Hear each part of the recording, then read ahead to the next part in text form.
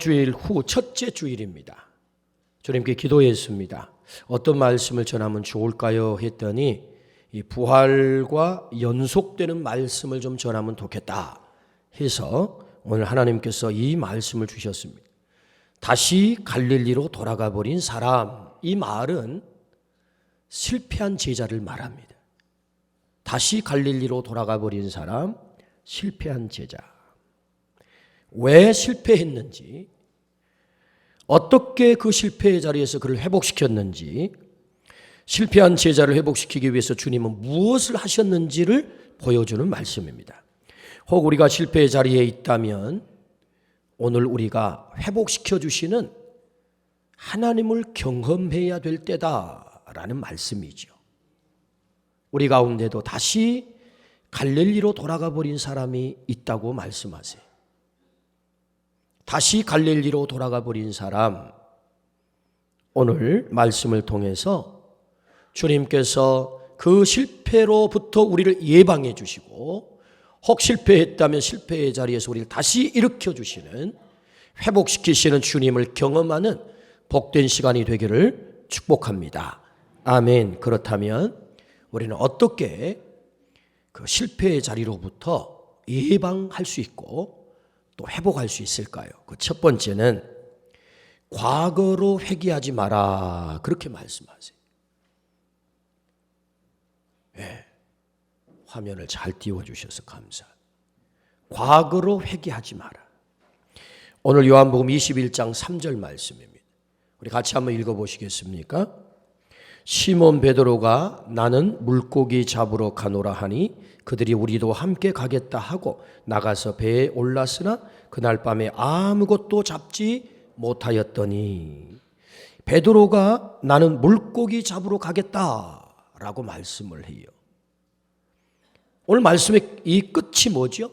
그날 밤에 아무것도 잡지 못했다, 실패했다, 이런 말씀이죠.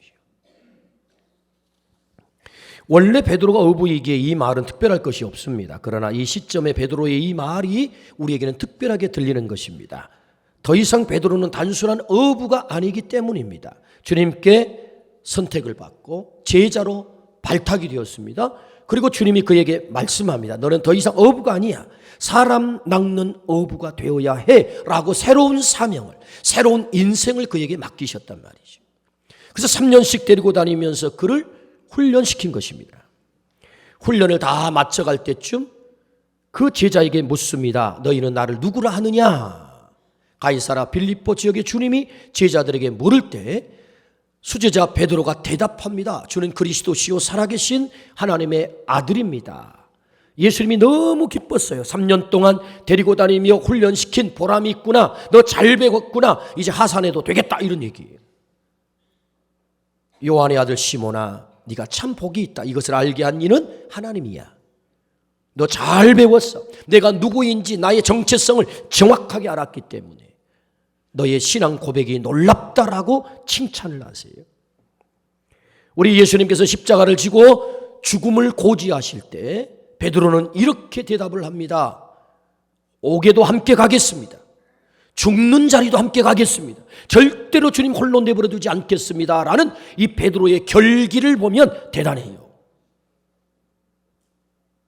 이렇게 대단한 결기를 가졌던 베드로가 결정적인 순간에 너도 저 예수와 한패지? 라고 묻는 연약한 계집종 앞에서 나 모르오, 맹세코 모르오, 저주컨대 모르오, 심지어 스승을 저주해요. 모른다고 결정적인 순간에 실패한 것입니다. 예수님은 베드로가 이렇게 부인하고 배신한 것을 아셨어요. 그리고 부활하신 주님께서 그 베드로를 찾아오신 것입니다. 그것도 2번씩이나 부활하신 주님을 베드로가 만났어요. 주님께서 베드로를 찾아오시면 그 실패한 베드로를 다시 회복시키는 사랑이거든요. 그래서 오늘 본문은요, 이렇게 시작해요. 1절, 여러분 서두를 한번 보시겠습니다. 1절 앞에 부분만 읽어봅니다. 시작. 그 후에 예수께서 이렇게, 여기 그 후에라고 하는 시점을 성경은 일부러 기록합니다. 그 후가 언제죠? 베드로가 실패했는데 주님이 부활하셔서 찾아오고 그 두 번씩이나 예수님을 만난 그 후를 말하는 거지. 부활하신 예수님이 실패한 자신을 찾아와 만나 주셨다면 베드로의 다음 행동은 무엇이어야 합니까? 나는 물고기나 잡으러 가야겠다라고 행동하는 것이 정당한 것입니까? 그렇지 않습니다. 베드로는 이렇게 말해야 될 것입니다. 내가 주님을 부인하고 배신했는데 그럼에도 불구하고 주님 나를 찾아오셨군요. 나를 만나주시는군요. 너무 감사합니다. 주님 맡겨주신 사명 감당하겠습니다. 이제는 다시는 부인하지 않을게요. 배신하지 않을게요. 우리 주님 맡겨주신 만민에게 복음을 전파하라고 하는 그 사명 감당할게요. 이렇게 대답해야 된다고요. 베드로가. 맞죠? 그래야 이게 문맥상 맞는 겁니다. 그런데 그 후에 그 주님을 만나고서도 베드로가 뭐라고 대답합니까? 나는 물고기나 잡으러 가야 되겠다. 이렇게 대답하는 거예요. 이렇게 말하는 거예요. 그것도 혼자도 모자라서 제자들을 선동해가지고 6명의 제자를 끌고 가는 것입니다. 과거로 회귀이죠. 과거로 회귀. 실패의 자리로 더 깊숙이 들어가는 것입니다. 실패를 더 강화시키고 있습니다. 성경은 이렇게 힘주어서 한자 한자 꾹꾹 눌러서 기록합니다. 그날 밤 아무것도 잡지 못했다. 그냥 읽으면 안 돼요. 여러분 이 말씀의 결론을 그날 밤 아무것도 잡지 못했다 이렇게 읽어야 된다. 실패했다는 거죠. 어떻게? 과거로 회귀했다는 거예요. 과거로 돌아갔다. 예수 없이 사는 삶의 자리로 다시 돌아갔다 이거죠. 주 없이 살았던 과거로 회귀하지 마라. 오늘 이 말씀은 그걸 우리에게 말씀하는 거예요. 주 없이 살았던 삶으로 다시 돌아가면 네 인생은 처절한 실패야. 아무것도 잡을 수 없어. 네 인생에 남는 게 없는 거야. 이건 말하고자 하는 것이죠. 이 말씀을 오늘 우리에게 들려주시면 주님의 메시지가 뭐예요? 과거로 돌아가지 마라. 우리 아멘 합시다. 아멘. 유명한 사람들의 권력자의 집을 골라 전문적으로 도둑질을 한 사람이 있었어요. 조세영 씨. 그래서 세상은 그 사람에게 별명을 붙여줬어요. 대도. 큰 도둑이다. 유명한 사람이 됐어요. 어느 날 이 대도 조세영 씨가 회심했다는 소식이 들려왔습니다. 믿는 우리들에게는 참 기가 막힌 좋은 소식이었죠. 드라마틱한 이런 내용이 어디 있겠어요? 그런 큰 도둑놈이 예수 믿어가지고 사람이 헷가닥 바뀌었다. 굉장한 거잖아요. 그래서 교회는 이 조세영 씨를 환영했어요. 엄상익 변호사님은 이 조세영 씨의 구명을 위해서 열심히 노력을 했어요. 감형을 받아가지고 정말로 개가천선해가지고 아주 착하게 수용생활을 잘하니까 일찍 출소가 된 거예요. 그래서 교회는 앞답 튀어서 그분을 모셔다가 간증 강사로 세웠어요. 기가 막히잖아요. 소재가. 그 큰 도둑놈이 예수 믿어가지고 이렇게 바뀌었다. 들은 모든 성도들이 얼마나 감동을 하겠어요. 야, 정말 예수님 대단하시다. 저런 도둑놈도 바꾸어서 이렇게 놀라운 사람으로 바꿔놓는구나. 그래서 많은 사람들이요 은혜를 받았다고요. 굉장한 은혜를 받았어요. 그런데 이분이 일본을 가게 됐어요. 우리나라 하면 유명한 사람들, 권력자들이 사는 동네가 어디냐? 평창동이에요. 평창. 그런 동네를 가게 됐는데 자기도 모르게 담을 넘어버렸어요. 옛날 습관을 못 끊고 다시 담을 넘어버렸어요. 그래가지고 일본 경찰이 총을 쐈는데 총이 맞았어요. 죽지는 않았죠. 팔을 맞아가지고 팔이 부서져 버렸어요. 그래가지고 철창신세를 지게 됐어요. 사람들은 그가 위장 회심한 것 아니냐? 하나님을 믿지도 않았는데 드라마틱한 내용만 보고 너무 가볍게 교회 강단에다 막 불러다 세운 거 아니냐라고 막 비판이 쏟아졌어요. 여러분 예수 믿는다고 다 변한 거 아닙니다. 예수를 믿지만 정말 깊은 믿음의 자리로 더 단단한 믿음의 자리로 들어가는 과정이 있다고 이게. 그걸 성화라고 하잖아요. 성화. 근데 이분은 아마 그런 깊은 믿음의, 단단한 믿음의 자리까지 이르지 못했던 것 같아요. 그러니까 담을 넘어버린 거죠. 그냥 옛날 습관을 못 끊고. 그를 잘 아는 엄상익 변호사는 이 조세영의 회심은 진심이었다라고 증언을 해요. 정말 하나님을 믿고 예수를 믿었다는 거예요. 그러나 그가 인기가 올라가면서 점점 변질이 됐다는 거예요. 옛 습성을 끊지 못하고 과거애로 회귀를 한 거죠. 예수 없이 살던 그 인생의 자리로 돌아가 버린 거예요. 그래서 그는 실패하고 만 것입니다. 다시 철창신세를 지게 된 거죠. 주는 그리스도시요 살아계신 하나님의 아들이라고 고백한 이 베드로의 고백은 진정성 있는 고백이었어요. 옥에도 함께 가겠습니다.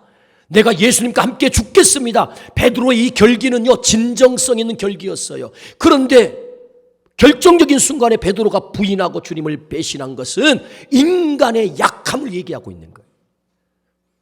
우리도 주님을 믿지만, 하나님을 믿지만 결정적인 순간에 주님을 모른다고 할 때도 있잖아요. 다시 과거로 돌아갈 때가 있잖아요. 그래서 오늘 말씀은 경고하는 거예요. 과거로 회개하지 마라. 너는 약한 존재야. 나 바라보고 나 없는 인생, 너 빈 껍데기, 빈배 빈 인생뿐이야. 그러니까 과거로 돌아가지 마라. 너의 약함을 고백하고 약함을 인정해야 돼. 그래서 경고하는 것입니다. 오늘 그래서 이 첫 번째 예방 주사를 놓는 거예요. 주님이 경고하건대 과거로 돌아가면 안 돼. 너는 약한 존재야. 이런 말씀이에요. 얼마 전 세상을 떠난 친구를 생각하면 여전히 가슴 한구석이 너무 무겁고 아픕니다. 신학대학 입학할 때 4년 전액 장학생으로 입학을 했습니다. 공부 잘했다는 말이죠. 학교 다닐 때 연애가 시작되었습니다. 대화를 해보니까 이 친구의 결혼과는 뭐냐 하니까 아내를 얻는데, 결혼을 하는데 돈 많이 버는 아내가 목표예요. 아니, 목사 될 사람이 사모 노릇을 잘하는 것이 목표가 돼야 되는데 이 친구는 그게 목표가 아니에요. 장가를 잘 간다는 의미가 뭐냐? 돈 잘 버는 마누라를 만나야 된다. 우리한테 자꾸 그걸 강조하는 거예요. 야, 원웅아, 너도 그런 마누라 만나야 돼. 이걸 자꾸 저한테 코치를 해요. 그랬더라면 큰일 날 뻔했어요. 그래서 정말로 벼르고 별러서 돈 잘 버는 약사 마누라를 얻었어요. 사모로. 약사와 결혼을 했어요. 군종 목사가 되어서 군대를 다녀왔습니다. 그 후에 이런저런 이유로 부임한 사역지마다 목회를 오래 못해요. 목적이 따로 있었나 봐요. 그래서 교회를 또 개척을 했어요. 3년가량 목회를 하다가 문을 닫았어요. 그리고 10년 이상을 목회도 하지 않고 그냥 쉬었어요. 무임 목사로. 아무것도 안 한 게 아니에요. 열을 올리는 게 있었어요. 그게 뭐냐? 재테크였어요. 목사님께서 재테크에 열을 올렸어요. 일산에 그림 같은 좋은 집을 지었어요. 어느 날 심각한 병이 들었다는 소식을 듣게 됐습니다. 병원에서 더 이상 있지 못해서 집으로 옮겼습니다. 문병을 가서 본 그의 집은 정말 누구나 살아보고 싶은 화이트 톤의 2층 집으로 큰 집이었어요. 제가 문병을 가가지고 아내랑 들어가면서 여보, 우리도 이런 집에 살아보면 좋겠다 그랬어요. 너무 집이 좋아. 크고 마당도 있고 그 일산의 비싼 땅에 마당도 있고 2층 집으로 하얀 집이 있더만. 근데 그 큰 집에 병들어 누워있는 고통하는 친구를 보니까 너무 가슴이 아픈 거예요. 더 가슴 아픈 것은 그의 아들들과 그의 아내가 교회를 출석하지 않는다는 거예요. 목사의 아들들이, 목사의 아내가 교회를 출석하지 않아. 목사가 자식에게 신앙을 물려주지 못하고 떠났어요. 친구 목사는 사명자로 나섰음에도 과거로 돌아간 거예요. 과거로 회귀한 거예요.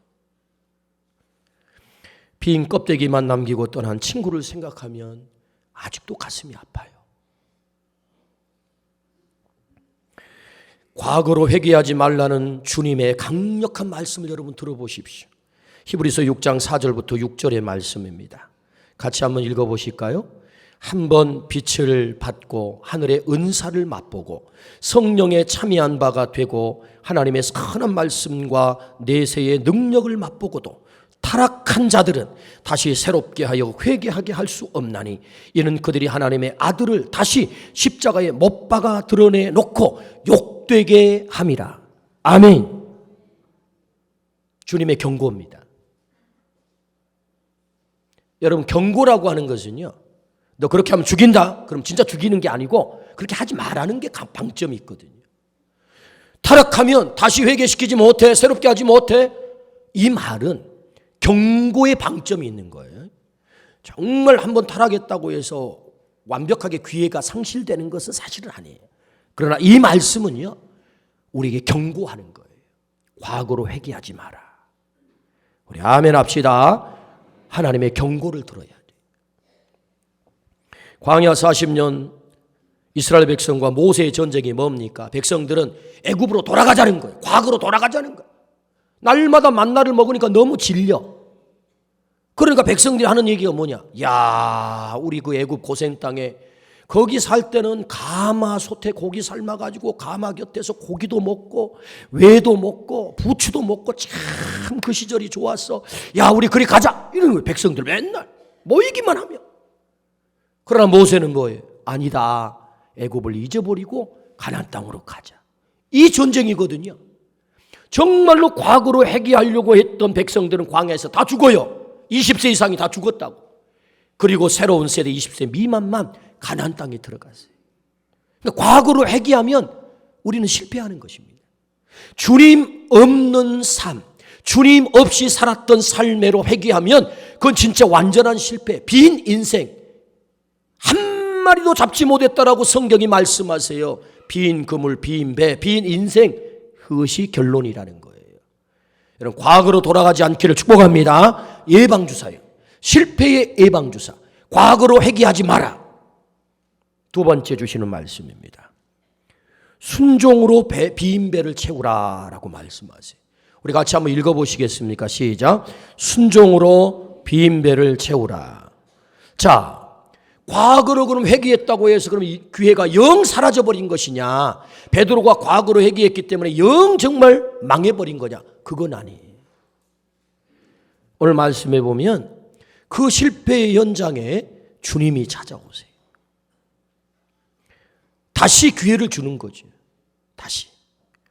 어떻게 회복시켜 가세요? 순종하면 회복이 되는 거예요. 순종으로 빈 배를 채우라 말씀하시죠. 오늘 5절부터 6절입니다. 같이 한번 읽어보시겠습니까? 시작. 예수께서 이르시되 얘들아 너희에게 고기가 있느냐 대답하되 없나이다. 이르시되 그물을 배 오른편에 던지라. 그리하면 잡으리라 하시니 이에 던졌더니 물고기가 많아 그물을 들 수 없더라. 아멘. 예수님이 갈릴리 바다에 찾아오셨습니다. 얘들아, 이 부름은 애정 가득한 호칭이죠. 얘들아 이렇게 부른 거예요. 고기 좀 잡았어? 못 잡았어요. 이 말은 우리 실패하고 있어요. 이 말과 같은 거죠. 그러면 배 오른편에 던져. 전문가는 베드로입니다. 예수님은 비전문가예요. 어부로서 전문가는 베드로예요. 이렇게 말할 수 있겠죠. 아니 밤새 여기도 저기도 다 던졌는데 한 마리도 못 잡았는데 무슨 배 오른편에 던진다고 고기 잡힙니까? 여러분, 어부가 된다는 것은 고기가 어디에 있는지 포인트를 아는 거예요. 그러니까 지금까지 밤새도 던졌는데 못 잡았으면 지금 못 잡는 거예요. 그런데 놀랍죠? 베드로는 주님의 이 말씀에 순종을 해요. 배 오른편에 던졌는데 그물에 가득하게 고기가 잡혔다. 이게 성경이에요. 우리 아멘 합시다. 그물이 찢어질 만큼 잡혔다는 거예요. 뭘 얘기하는 겁니까? 내 말 순종하면 네 인생은 가득 차게 될 거야. 네 인생에 찢어지는 은혜가 있을 거야. 아멘 합시다. 이거 말씀하는 거거든요. 순종하면. 근데 여러분, 베드로만 순종한 거 아니에요. 예수님이 세상의 주인됨, 이 주권자가 됨을 어떻게 드러내느냐? 제가 이 말씀의 상황 속에 싹 들어가 봤어요. 말씀의 상황 속에 딱 들어가 봤더니 예수님께서 어떻게 베드로가 이렇게 오른편에 밤새는 한 마리도 안 잡히던 고기가 오른편에 딱 던지자 이렇게 많은 고기가 잡혔는가를 상상을 해봤더니 바로 이렇게 하셨더라고. 예수님께서 물속에 있는 고기들한테 얘들아 내 말 잘 들어. 네 예수님. 내가 말하기 전에 너희 잡히면 절대 안 돼. 너희 잡히면 죽는다. 그래가지고 예수님이 명령을 해요. 전부 한 배짝으로 피해. 딱 한 배짝. 많이 들어본 말이죠. 다 피해 있어. 절대로 잡히면 안 돼. 그리고 내가 명령하면 그때 탁 모이는 거야. 그래가지고 밤새 그물이 던져져도 애들이 전부 저쪽에 도망가 있는 거예요. 안 잡혀 안 잡혀. 그러다가 예수님께서 바로 이때야 배 오른쪽으로 전부 모인 거예요. 네 예수님 딱 모인 거예요 고기들이. 그래가지고 그물이 하나 탁 떨어지는데 그 속에 우리 전부 들어가자 하고 들어간 거예요. 그래서 그물이 찢어질 만큼 고기가 잡힌 거예요. 아니 이것은 그냥 내가 소설을 써봤어요. 그런데 사실이에요. 이게 사실. 예수님은 만물의 주인 되세요. 아멘입니까? 그러니 물고기도 다 순종하는 거예요. 물고기도. 환경도 순종해요. 상황도 순종해요. 주님께 다 순종하는 거예요. 순종하면 은혜가 넘치는 거예요. 순종하면 우리 인생의 빈배가 가득 차는 거예요. 아멘 하십시다. 이걸 말씀하는 거죠. 지금 어떻게 실패로부터 극복할 수 있습니까? 순종하면 너의 빈배가 가득 찬다. 할렐루야. 아멘. 성경은 전체가 순종과 불순종의 이야기입니다. 불순종했을 때 그들의 삶이 하나같이 불행하죠. 아담이 불순종했더니 인류가 그때부터 꼬이기 시작해. 모든 불행이 아담의 불순종으로부터 시작이 돼요. 불순종했더니 홍수의 심판을 당해요. 다 멸망이에요. 그러나 노아는 참 미련한지 어쩐지 120년 동안 순종해. 묵묵히. 그랬더니 그 홍수의 심판으로부터 노아를 비롯한 가족만 구원을 받아요. 그래서 그 노아는 새로운 인류의 기원이 돼요. 그래서 여러분 학명으로 유럽족을 야벳족이라 그래요. 아시아족을 셈족이라 그래요. 아프리카족을 뭐라 그러죠? 함족이라 그래요. 그게 어디서 나와요? 노아의 아들들 이름이라니까요. 셈, 함, 야벳. 아멘입니까? 이건 오늘날의 인류의 학명이 됐어요. 인류의 기원이 됐단 말이죠, 여러분. 그런 축복을 받게 된 거예요. 어떻게? 순종했을 때. 근데 노아의 이 순종이 얼마나 어렵겠어요. 120년 순종해야 되는. 아무도 신청도 안 할 때 노아만 하나님께 신청을 하는 거예요. 노아만 순종을 하는 거예요.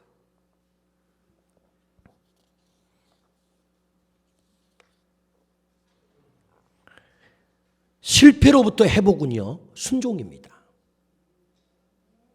주님의 말씀을 붙잡고 순종하면 회복되는 거예요. 지난날에 실패했어도 거기가 끝이 아니란 말이죠. 주님은 또다시 우리에게 기회를 주는 거예요.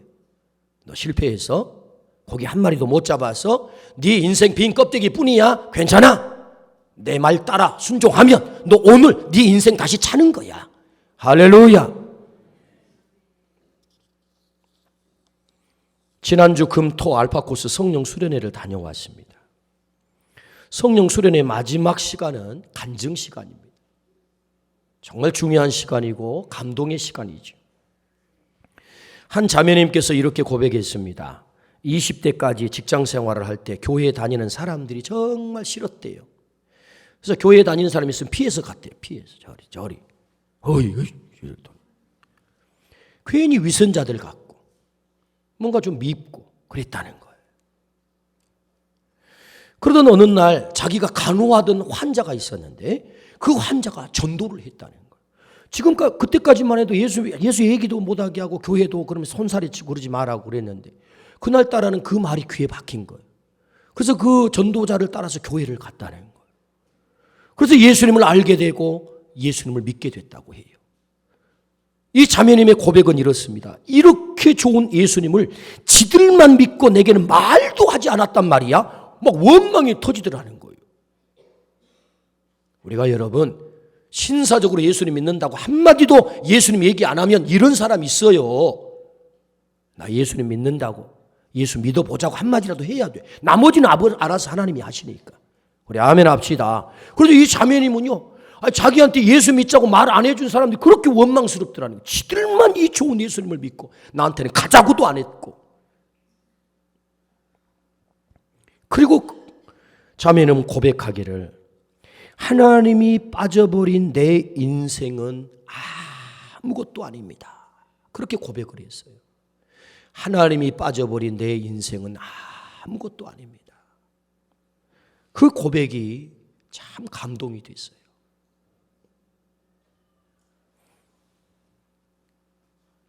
하나님은 귀한 직장으로 인도해 주셨어요. 서울에서 광주로 이사 오게 하시고, 그리고 정말 사람들이 부러워하는 좋은 직장에 대학 교수님이 되게 하셨어요.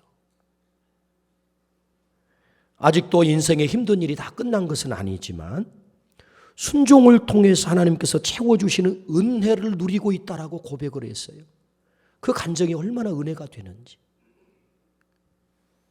순종을 통해서 채워가시는 하나님의 은혜, 할렐루야, 있습니다. 주님은 오늘 또 우리들에게 순종을 요구하십니다. 하나님의 부르심에 순종해라. 그 사명에 순종해라. 너 아직 용서하지 못하고 있어. 용서해라. 용서에 순종해라. 불평과 원망하고 있어. 그럼에도 불구하고 감사해봐라. 그 상황 속에서도 그럼에도 불구하고 찬송해봐라. 바울과 실라가 감옥에서 찬송한 것처럼 너도 한번 찬송해봐. 너의 인생의 앞길이 열리게 될 거야. 할렐루야. 그렇게 말씀하는 거죠. 다 잘 돼서 찬송하는 게 아니고 순종하면 찬송이 나오는 겁니다. 그러면 길이 열리는 거죠. 빈 인생, 빈 그물, 빈 배 언제 채워지는 것입니까? 순종할 때 채워져요. 그러므로 순종으로 빈 배를 채우라라고 말씀하세요. 순종이 우리를 실패의 자리에서 다시 일으켜 주시는 줄로 믿습니다. 아멘. 세 번째, 조반상을 준비하시는 주님을 기억하라. 그렇게 말씀하세요. 우리 같이 한번 읽어보실까요? 시작. 조반상을 준비하시는 주님을 기억하라. 아멘. 12절 말씀입니다. 본문 12절 시작.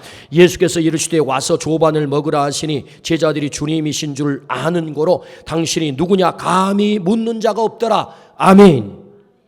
주님이 손수 조반 밥상을 준비하셨습니다. 실패한 베드로를 주님의 밥상에 초대했습니다.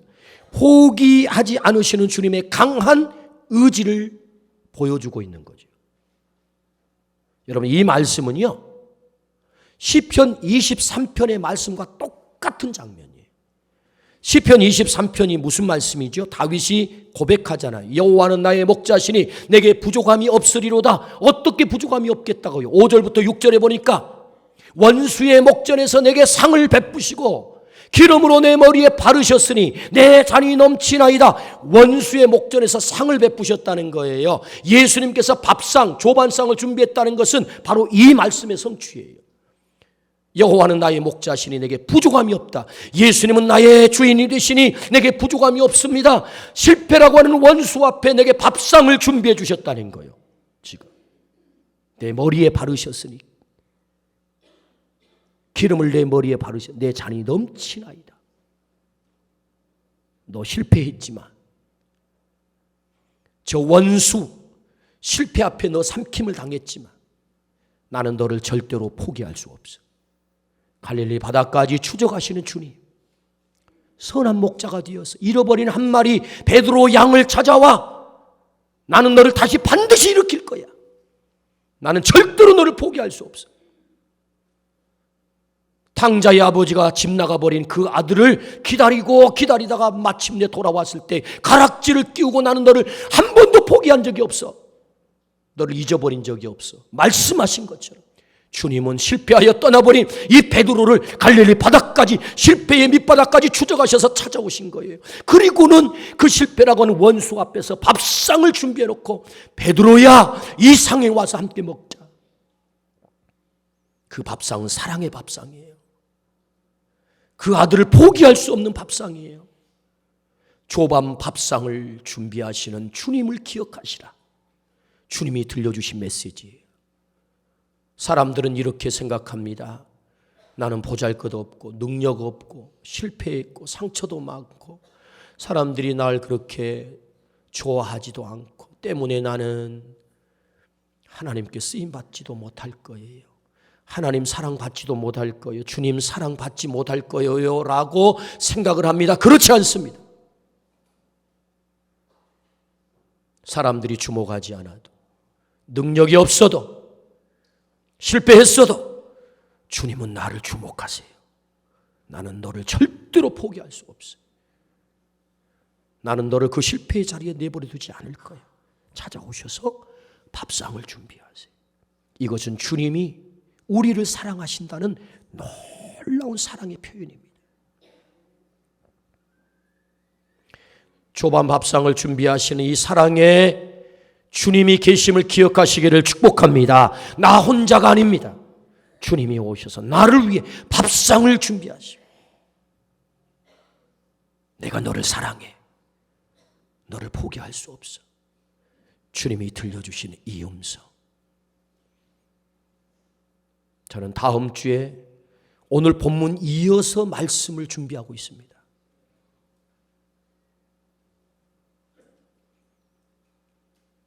주님의 절절한 사랑의 고백을 들으려고 해요.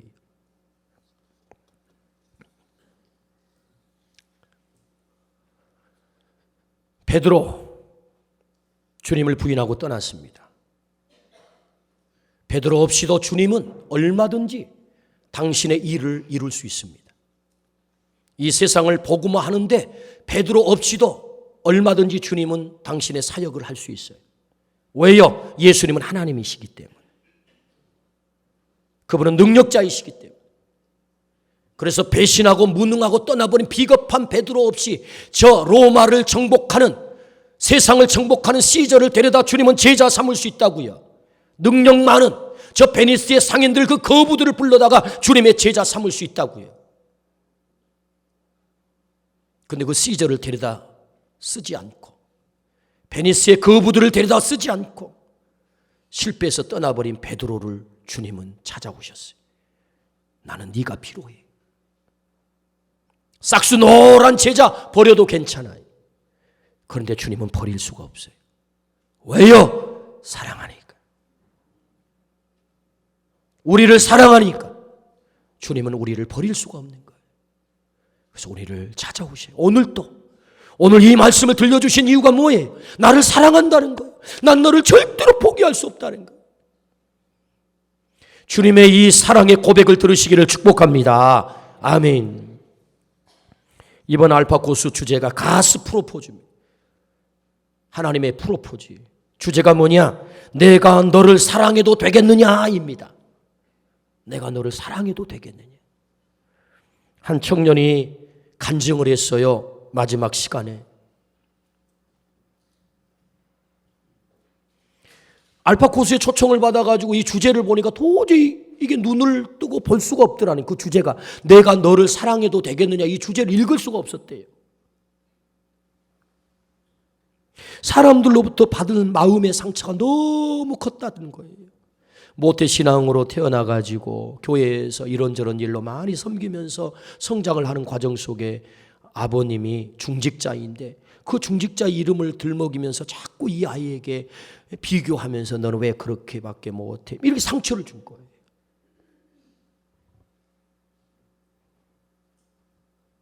그래서 우리 교회를 오게 됐는데요. 이제 또 전도를 받아가지고 하나님의 사랑을 제대로 받아들일 수가 없었던 거예요.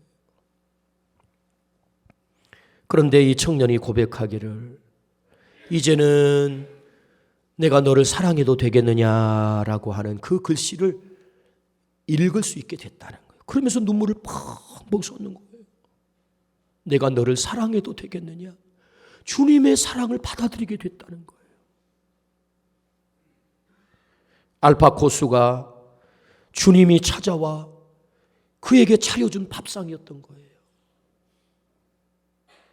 나는 너를 사랑한다고. 마치 그때 정계반 목사님께서 아동부 교사로 와서 봉사해 주면 좋겠어요? 라고 프로포즈가 온 거예요. 그 전까지만 해도 교회에 와서 뭐 섬기고 사역하라 그러면 이게 막 짐이었고 이게 상처였는데 그 목사님의 그 프로포즈가 너무 감사하더라는 거예요. 생명들을 가르치는 일을 네가 좀 해주면 좋겠다 하고 초청을 하는데 너무 감사하더라는 거예요. 사랑의 회복이 일어난 거죠. 내가 너를 사랑해도 되겠느냐. 예, 주님. 제가 주님의 사랑을 받아들여요. 내가 주님을 사랑해요. 눈물을 흘리며 간증하는 청년의 간증이 마음의 눈물을 흐르게 했어요. 조반상을 차려주신 주님이 계심을 기억하세요. 오늘 또 주님은 오셔서 우리를 조반상에 초청해요. 나를 포기할 수 없는 주님의 사랑이에요. 다시 갈릴리로 돌아가 버린 사람이 있습니다. 주님은 말씀하십니다. 주님 떠나 과거로 회개하면 더 큰 실패가 너를 기다리고 있다. 과거로 회개하지 마라. 예수 없는 인생 빈 껍데기 인생이다. 과거로 회개했다면 돌아서기를 축복합니다. 축복합니다. 순종은 어렵습니다. 그러나 순종하면 빈 인생에 가득 차게 되는 겁니다. 순종으로만 우리의 인생은 채워줄 수 있어요. 오늘 또 주님은 조반상을 준비하고 우리를 초청하세요. 나는 너를 절대로 포기하지 않아. 나는 너를 잊어버린 적이 없어. 우리를 사랑하시는 이 주님을 기억하고 우리가 어떤 자리, 어떤 모습으로 있든지 나는 여전히 주님의 사랑의 대상임을 기억하기를 축복합니다. 아멘. 기도하십시다. 하나님 아버지 감사합니다.